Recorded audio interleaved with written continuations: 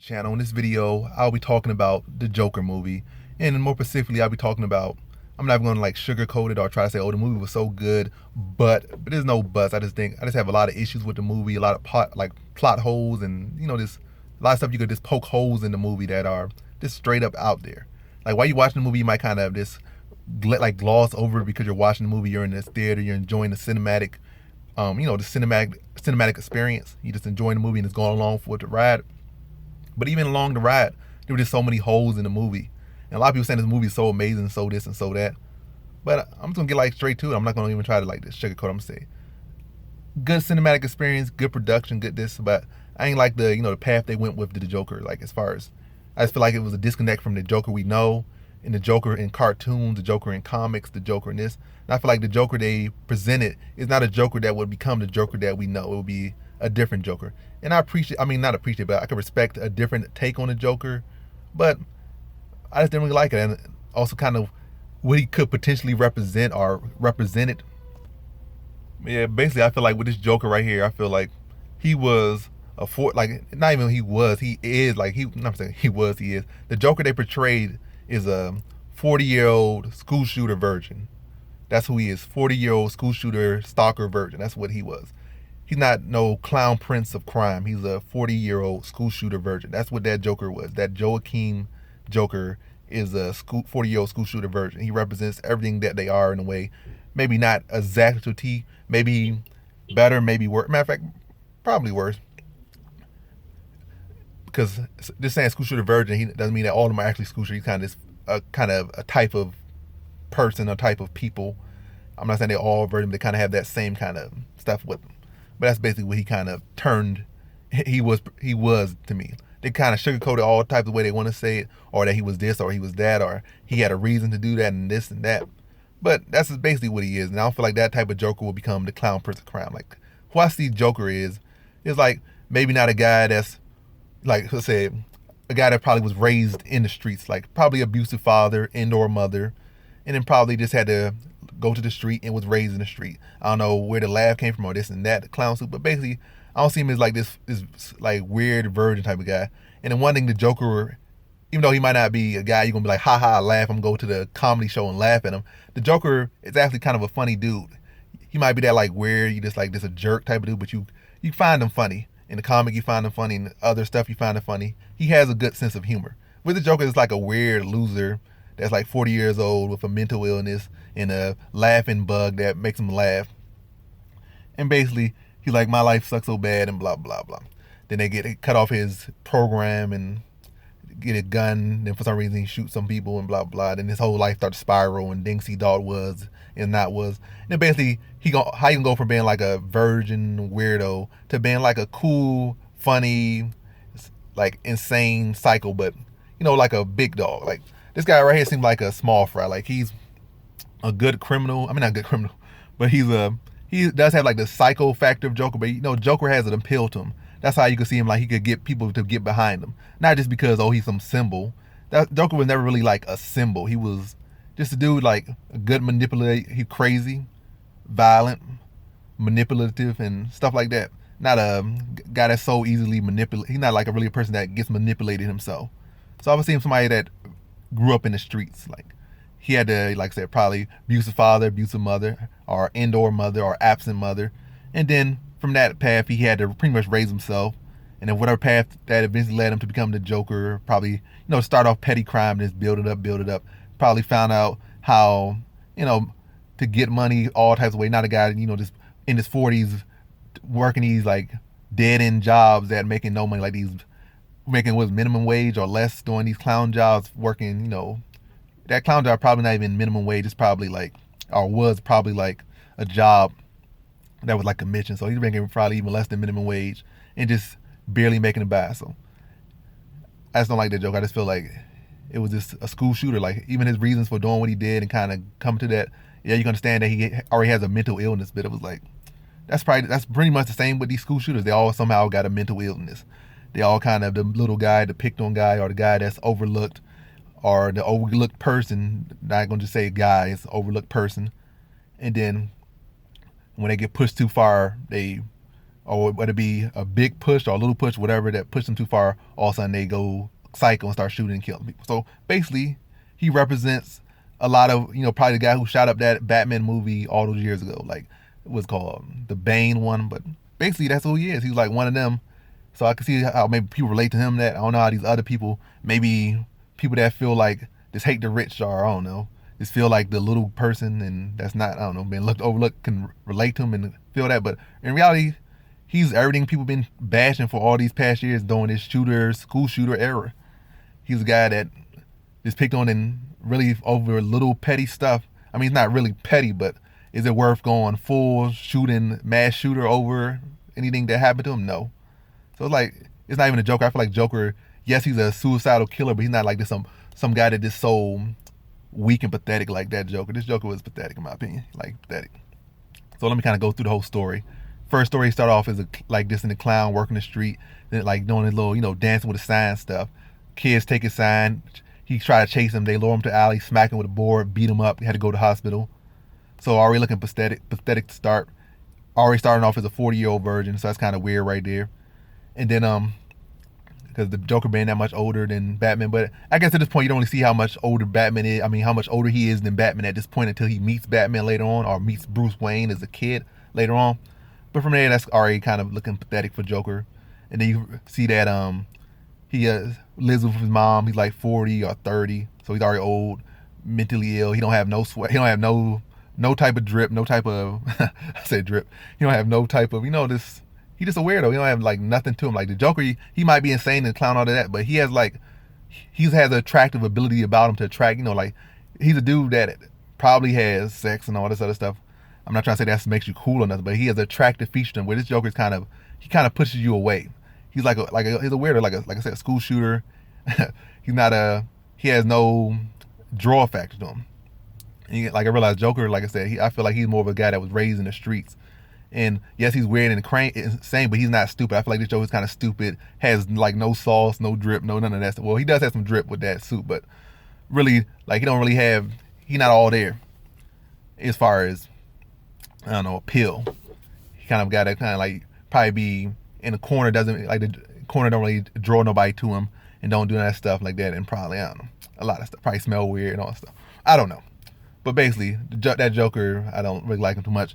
Then from that point, yeah, lives with his mom. Like, she got like a mental illness. He got a mental illness and blah, blah, blah.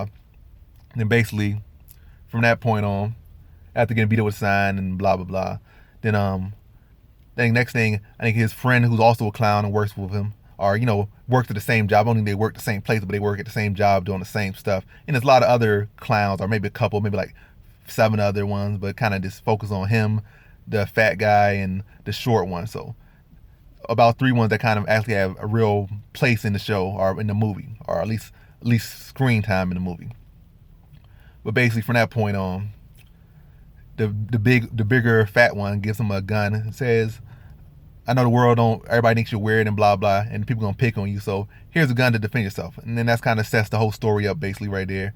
And I think from that point on, I don't know, he just gets a little bit more confidence and stuff, but maybe a little bit more because he got a gun. Then I think somewhere in between, he sees a black single mom on the elevator, lives in the same apartment as him, probably on the same floor. And he kind of starts to get a liking to her. Then he stalks her at one point. Then like the movie tricks you or try to trick you to believe that she's actually started showing interest to him, and like, oh, I saw you stalking me. Come to his door, and then they start talking. She come into his apartment and blah blah blah. And then she goes to his comedy show, etc. etc.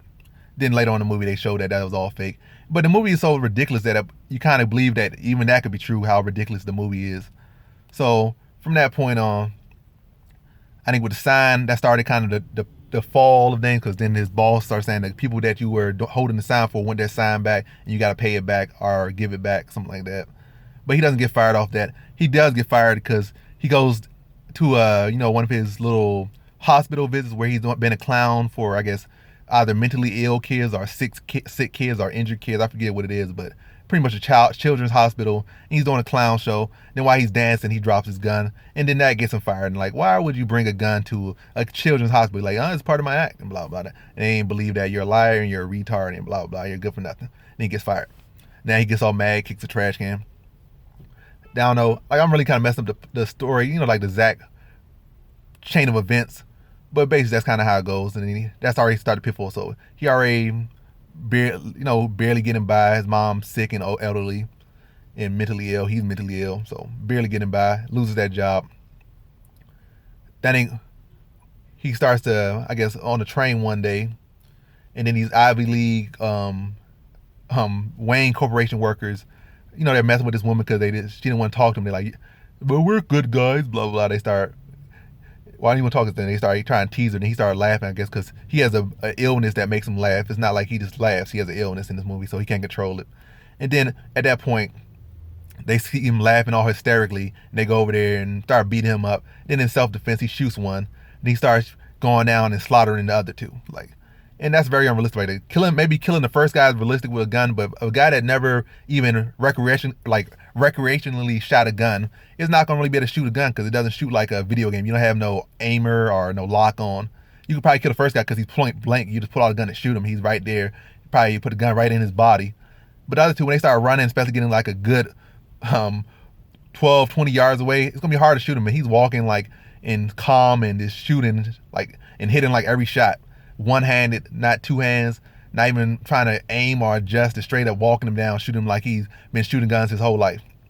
Very unrealistic. No school shooter version with no practice gonna be shooting nobody that good. They gotta have practice in the rain, so that's very unrealistic. And especially to get all three of them killed. The first one is realistic. The other two, the second one is far from realistic, and the third one is that would not happen at all. The third guy would have gotten away. At best, he would have nicked him. So he shoot one guy, and another, unless he might have got the second guy probably would have got in real life if the second guy tripped, like fat little one running, trip over his feet, and he probably walk him down and shoot him. But other than that, all that marksmanship is far from realistic. So that was really unrealistic. Then nobody really finding him till way later on. Matter of fact, so much happened after that with him getting caught, and even that alone should have got him caught because he's doing this in it's at night. It's on a train in a busy city that you're gonna be seen. And people especially you probably catch that train all the time, they probably used to you in clown suits, know where you coming from, know this, know that. Probably know which route, like, oh, that's that clown. It's going to be connected very quickly. I don't care what time it is. It's not like this is in 1902. This is probably at best 1970. So, color TV, blah, blah. So, he would have been caught off that, probably, off rip. Especially with him not being the smartest or the most this. He just really not much of anything in the movie. Then I guess it goes from there till he kind of gets off that, but then the clown thing starts to spread. It starts to spread an image in the city like a killer, crazy clown. And his image his notoriety starts to expand, but he doesn't really take advantage of it. He just, I don't know, keeps going on. Then from there, he starts doing his little comedy act. And then, I guess, he gets noticed by, one of his idols in a way, the little late night host or something, or basically Jay Leno or something. And then he gets put on TV later on. But before that even happens, I think, what else happened before then? I think his mom tells him that he's Bruce Wayne, not Bruce Wayne, but Robert Wayne's son. Like they had an affair or whatever, and he's supposed to be Robert Wayne's son. And I guess he gets obsessed with that, like, oh, his dad is this, his dad is that. And he tries to, meet his dad or meet his dad. So I think one way he tries to go, what was the first time?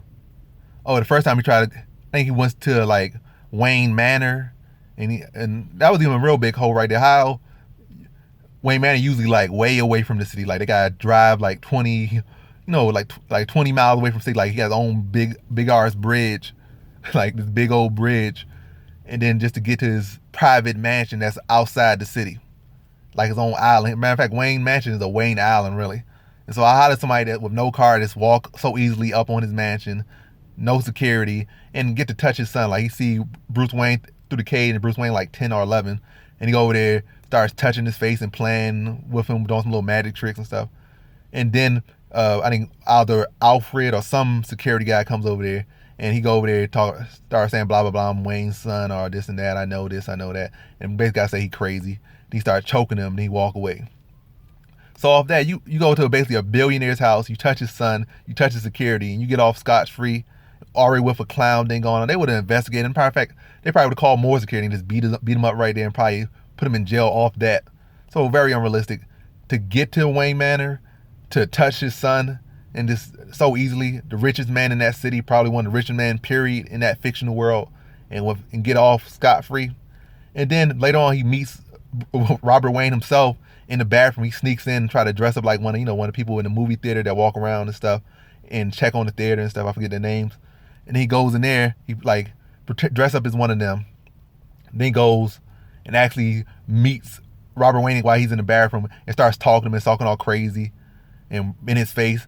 And and Robert Wayne said, "Oh, you're the crazy guy who came up talking about this and talking about that." And basically, Robert Wayne said, "I'm not your father. Your mom's insane," and blah blah blah. And she adopted you. You're not even her son. And he started going on sane and stuff. Then Robert Wayne said, "I should kill you right here. Or I should do this," and he punched him in the face. Then blah blah. Then he don't see him.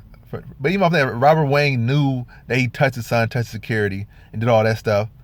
He would have did more. In reality, would have had him arrested, but he didn't. He let him off scot-free, bust his nose, and that's about it.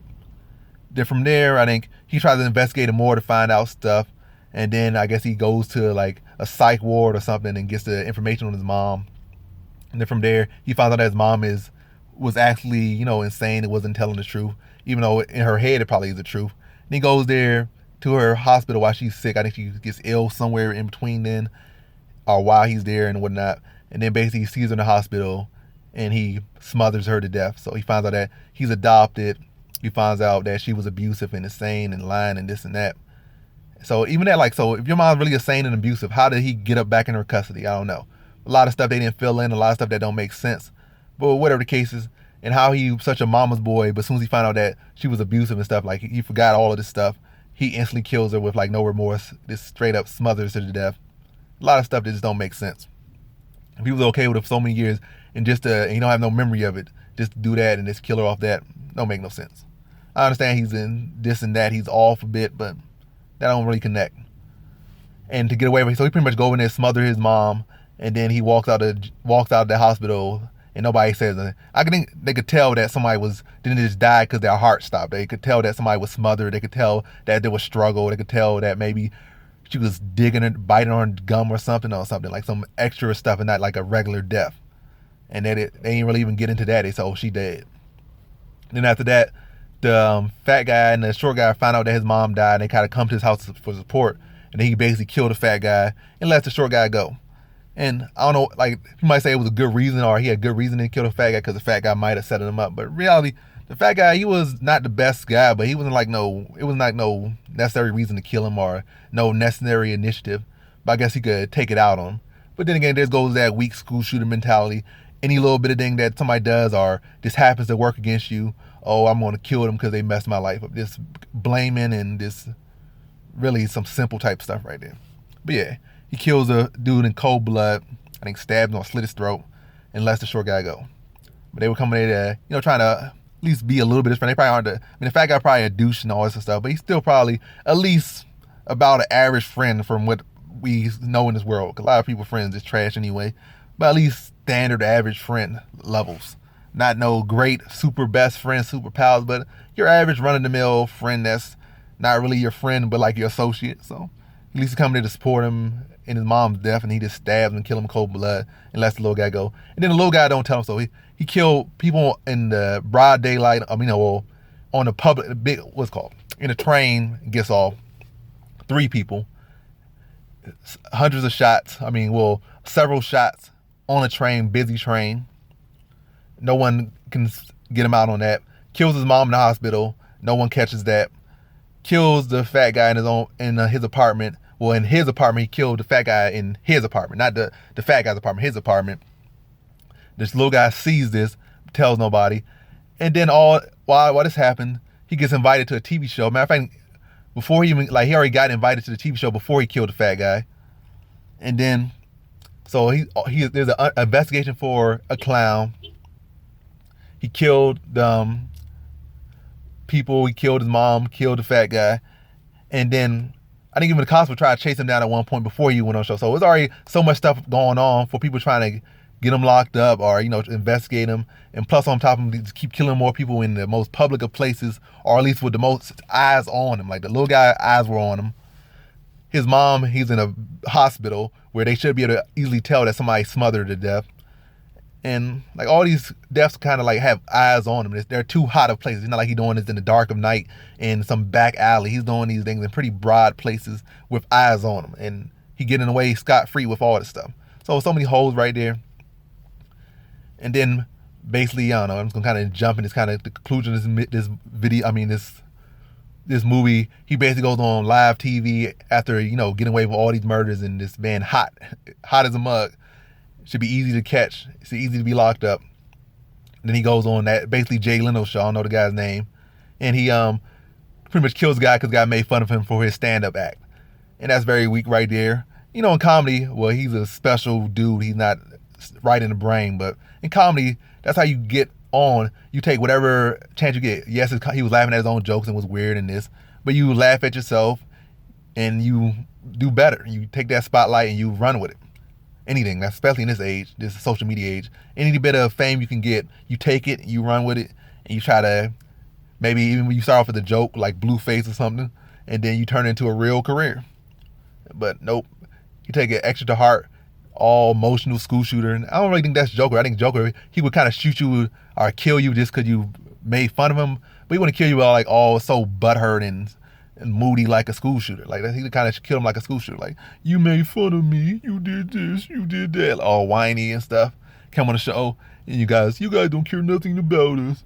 Then he just slit the other guy's throat that was with him. And he shot the Jay Leno basically. Then or Jimmy Fallon, or I don't know, any of those late night people. And he shot him, and on live TV, then he got arrested right there. But when they have checked him to come in there, how is he coming there with a gun? When they have had people pat you down, you go on and see a public figure on his show, live TV, all these precautions, they would pat you down, check how you gonna come in there with a gun? I don't know, there's so many holes right there. Like, the movie was kind of whack, especially looking back. The Joker, I don't like how he was. I see the Joker is insane, but he's smart. He wanted a smarter villain, maybe not textbook or scientific smart, but he one guys he knows people. He knows how to manipulate people, knows how to get around people smooth. Probably and definitely funny in a way, in a weird, insane, psycho way. He's hilarious, but not your typical hilarious. But this Joker is just like corny, lame, weirdo, entitled still, even though he's a weirdo. And then the whole end of the movie kind of theme, you get what you deserve, basically because they cut off program stuff, and that just because you don't get your way, you gotta kill people, and that's okay. And that kind of glorifies this whole school shooter mentality. I didn't like it. I mean, I enjoyed the movie, but a lot about it, like just looking back, I don't like what kind of how they portrayed him. But good movie. I'm not gonna watch that again. I wouldn't watch it again. But I say it's a good watch. But just looking at it realistically, it's not just as a entertainment factor. It's a dumb movie. It's like a dumbass movie. So basically, to sum it up, they turned Joker into a 40-year-old school shooter version, stalker, with no sauce, no type of swag, unfunny. And the Joker got to be funny, and this guy's not funny.